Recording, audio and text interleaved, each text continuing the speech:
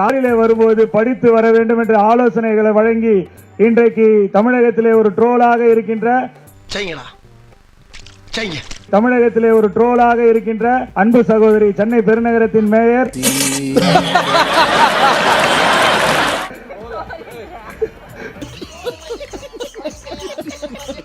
பிரியா ராஜன் அவர்களை அன்போடு வருக வருகன வரவேற்று வாழ்த்துரை வழங்குமாறு அழைக்கின்றோம். பையன் சார் இந்த பால்சாமி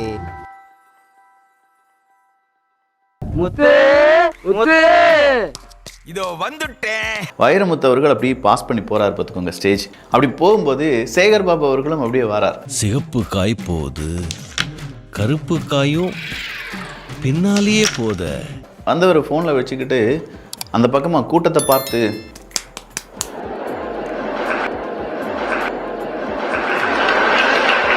கைத்தட்டுங்களே டேய் கைத்தட்டுங்க அப்படின்னு சொல்றார். வந்திருக்கீங்க என்ன உசுரோட வச்சு புதைக்கிறதுன்னு வந்திருக்கீங்கடா. 35ஆம் நாள் இரவு 7:45. இந்த நேரத்தில் என்னுடைய ஆதங்கம் ஒன்றை உங்களோடு பகிர்ந்து கொள்ள வேண்டும் என்று விரும்புகிறேன். திமுக கூட தோற்கலாம், முத்துவேல் கருணாநிதி ஸ்டாலின் தோற்றிருக்க கூடாது. என்ன செய்வது காமாட்சி, என் நிலைமை அப்படி ஆயிடுச்சு. அவர் தோற்கடிக்கப்பட்டார் என்றால் தமிழச் சாதியின் நன்றி உணர்ச்சியின் மீது நமக்கெல்லாம் சந்தேகம் வருகிறது. சுமாரடே நீ யாரு எங்களை சந்தேகப்படுறதுக்கு? புலினா இருந்துட்டு போ, நீ புலியாவும் இருந்துட்டு போ, இது யாரா வேணா இருந்துட்டு போ. நீ எப்படி மக்களை வந்து கேள்வி ஏண்டா எடுக்கிறது பிச்சை, பேசுறது பேசுற. அந்த தொகுதி மக்கள் 365 நாளும் தோற்கடிக்கப்பட்டுக் கொண்டிருக்கிறார்கள். அப்புறம் ஏன் பாஸ் அழுகுறீங்க? அது வலி வேற டிபார்ட்மெண்ட். மக்கள் என்ன அவ்வளவு தெளிவில்லாதவங்களா? தெரிஞ்சுதானங்க தோக்கடிச்சிருக்காங்க. நீ எப்படி ஸ்டாலினை தோக்கடிக்கலாம்னு கேட்கிற மாதிரியான ஒரு அற்பத்தனமான கேள்வி. மக்களை மதிக்காதவர்கள் விட்டா ஸ்டாலினுக்கு எதிராக ஓட்டு போட்டவங்க மேல வந்து அவங்க குடியுரிமையை பறிக்கிறது இவங்க கிட்ட எதனா ஒரு அதிகாரம் இருந்தா அதையும் செஞ்சிருவாங்கன்னு நினைக்கிறேன். நீ வரணும், நீ என்கிட்ட வந்து கதறணும் அப்படின்றதுக்காக தான் தோக்கடிச்சு அமிச்சது. இவன்லாம் ஒரு லீடரு, இவனுக்கு 2 பால் விட்டுருங்களேன். அப்படியெல்லாம் விட்டுற கூடாதுங்க, அப்புறம் நம்ம மேல இருக்கிற பயம் போயிடும். நான் ஸ்டாலினுக்காக கூட வருந்தல, ஆனா ஸ்டாலின் அவர்களை தோற்கடித்த அந்த மக்கள், அந்த மக்களுக்கு இனிமே எதுவுமே கிடைக்காது. அந்த தொகுதி மக்களுக்காக அதிகம் வருந்துகிறேன். இவ்வளவு நாள் மக்கள் அவதிப்பட்டு இருந்த போது அந்த நேரம் ஏன் வாயை திறக்கல? வாயில ஏதாவது முத்துகித்து வச்சிருந்தாரா? இருந்தாலும் நீ ரொம்ப தைரியசாலிப்பா. இந்த ஓட்ட கண்ணாடி போட்டு எப்படி துணிஞ்சு முன்னாடி நிக்கிறியோ? அதுலயும் தமிழச்சி தங்க பண்ணி ஒரு ஸ்டெப் மேல போய் மனசாட்சி உள்ளவர்கள் அத்தனை பேரும் இந்த தேர்தலிலே திமுகவிற்கு வாக்களித்திருக்கிறார்கள். இதெல்லாம் யாராவது கேட்டிருந்தாங்கன்னா அங்க இருக்கிற பழைய செருப்பால அடிச்சிருப்பாங்க. 2வது வாசகத்தை நான் விரித்து சொல்ல விரும்பவில்லை. பேசினா உள்ள வச்சு நவுத்திடுவானுங்க தானே. திமுக ஓட்டு போட்டவனுக்கு மட்டும்தான் மனசாட்சி. இந்த அகங்காரம் தாங்க உங்களை தோல்வியில முடிய வச்சது. சட்டப்படி உங்களுக்கு ஒரு அதிகாரம் இருந்ததுதான் ஸ்டாலினுக்கு வாக்களிக்காதவர்களின் வாக்குரிமையை பறிப்பதற்கான வேலையை கூட இவர்கள் செய்வார்கள். இதெல்லாம் இந்த மாதிரியான கேள்விகள் அதனுடைய தொடக்கம் தான். நீ எப்படி ஸ்டாலினை தோற்கடிக்கலாம் என்று மக்களை பார்த்து கேட்பதை போன்ற ஒரு சர்வாதிகார பார்வை ஏதாவது இருக்க முடியுமா? இந்த அகங்காரம் தான் உங்களை மறுபடியும் கூப்பிட உட்கார வைக்க போகுது. எவ்வளவு வன்மம் சொல்ல முடியாது. ஒரு முதலாளித்துவ இருக்கும்ல, யோசிப்பாங்கல்ல, அப்படி யோசிப்பாங்கல்ல, ஒரு மேல்தட்டிலே யோசிப்பாங்கல்ல, அந்த மாதிரியான ஒரு எண்ணம். நாங்கெல்லாம் பெரிய இடம், நீங்க டச் பண்ண முடியாது. பெரிய இடமா என்ன? எல்ஐசி பில்டிங்கா? விஜய் மேல கொஞ்சம் அதீதமாக விமர்சனங்களை நீங்க வச்சுட்டீங்களோ? பட் என்னுடைய கால்குலேஷன் பொறுத்த வரைக்கும் அன்னைக்கு டிவி பார்க்க போகும்போது பிலீவர்னா எனக்கு அது ட்ரீம் மாதிரி இருந்து அப்படியே உட்கார்ந்தேன். தம்பி முருகேசா, இந்த பார் அண்ணனை பாருப்பா. தம்பி கண்ணா ஏதாவது பேசுப்பா. டே தம்பி என்ன பேசுப்பா. டே என் பொண்டாட்டி தலையில தட்டி அறிவு இல்லை உங்களுக்கு என்ன சொன்னீங்க அப்படின்ட்டு போறான். அந்த ஆளு மட்டும் எனக்கு என் கையில கிடைச்சா ஒரே போடு மண்ணை 2 பொளந்துறேன். கட் பண்ண என் பையன், டாடி உங்களுக்கு சுத்தமா அரசியல் நாலேஜ் இல்லை டாடின்ட்டு அவன் போயிட்டான்.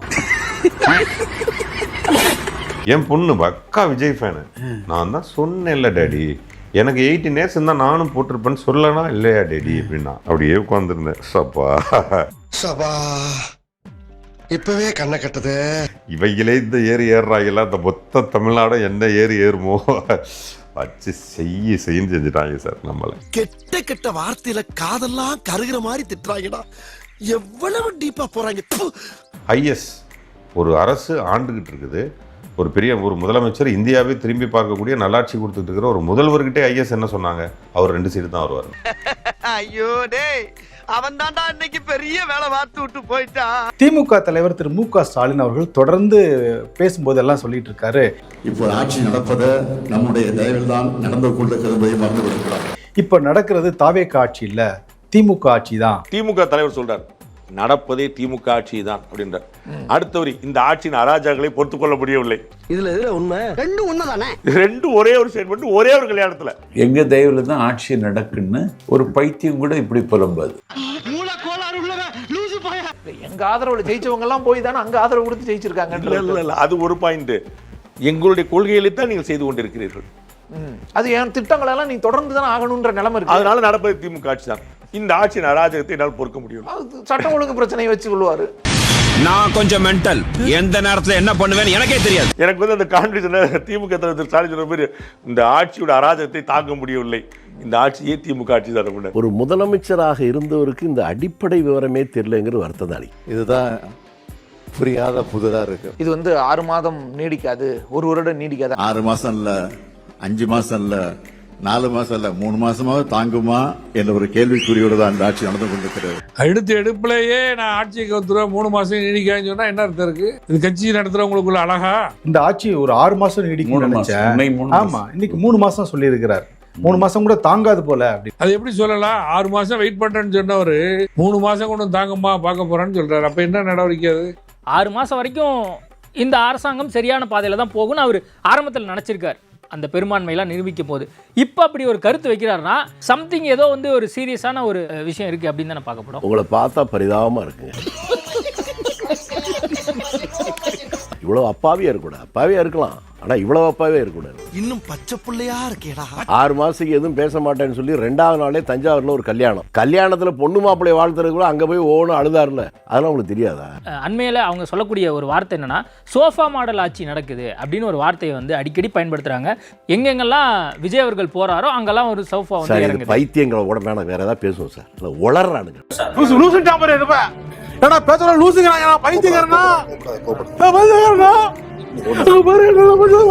ஒரு பக்கம் தோல்வியிலிருந்து மீண்டு வர முடியாமல் தவிக்கிற விரக்தியில் புலம்புகிற திமுக, ஆள விடாமல் இவர்களுக்கு இடையூறுகளை ஏற்படுத்தி கொண்டிருக்கிற திமுக. ஒரு எலக்டட் கவர்மெண்ட் இருக்குது, குறைஞ்சது 3 மாசமா ஹனிமூன் பீரியட் கொடுக்கணுன்ற அந்த ஒரு பெருந்தன்மை திமுக இல்லை. தோல்வியை ஏற்றுக்கிற பெருந்தன்மையும் திமுக இல்லை. மக்களை பார்த்து நீங்கள் எப்படி தோற்கடிக்கலாம் என்று கேட்பது அப்பட்டமான ஒரு சர்வாதிகார பார்வை. மக்களே எஜமானர்கள். மக்கள் ஒன்றும் உங்களுக்கு நிரந்தரமா பட்டா போட்டு கொடுத்துல. இது ஒன்றும் மன்னராட்சி கிடையாது. மக்களை பார்த்து நீ எப்படி தோற்கடிக்கலாம் என்று கேட்பது ஆணவம், ஆணவத்தின் உச்சம். தோல்வியை நம்பர் 1 தோல்வியை ஏற்றுக்கொள்ள திமுகவிடம் பெருந்தன்மை இல்லை. நம்பர் 2 ஏன் இந்த தோல்வி நடந்தது என்று ஒரு உண்மையான சுய பரிசோதனை திமுகவிடம் இல்லை. இது ரெண்டும் இல்லைன்னா அந்த கட்சி மீண்டும் எழுந்திருக்க முடியாது. மீண்டும் திமுக ஆட்சிக்கு வந்துவிடும் என்று கனவு காணாதீர்கள். அது அவ்வளவு சுலபம் அல்ல. திமுக விட்டு வெளியேறிய வாக்குகள் திரும்பவும் திமுகவுக்கு வரப்போவது அவ்வளவு சுலபமானது அல்ல. தோழர்களே, 4/5/2026 அன்னைக்கு ரிசல்ட் சாயங்காலம் வந்துருச்சு. 108 தாண்டல தாவேக்க. ரிசல்ட்டை பார்த்துக்கிட்டு இருந்த உதயநிதி டிவியை உடைச்சு அம்மா கிட்ட போய் அழுகுறாரு.